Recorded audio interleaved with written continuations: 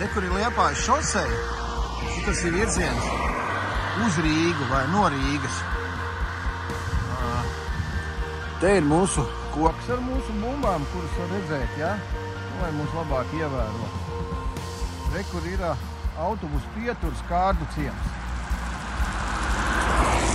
Tā, un re, kur ir pagrieziens uz Kārdu ciemu.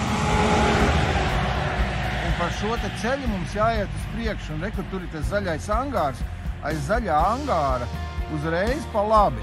Nevis tur bišķiņ tālāk, bet uzreiz pa labi.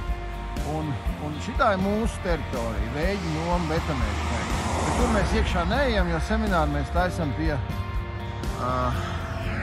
kaimiņiem. Re, kur ir pagrieziens, Kārdu ciems, Kārdu servisu centrs. Te mums ir Liepājas šoseja, te ir zaļais angārs, te mums ir burkānu pagrabs. Kopumā, re, kur ir rakstīts burkānu pagrabs.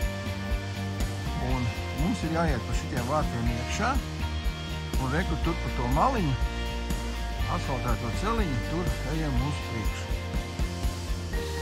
Tā, nu pa šeien mēs tad atnākam, un re, kur te ir tās durvis, un šitā ir tā fasāda, un te ir dīķis. Nu, tātad tā mūsu kompānija ir šeit.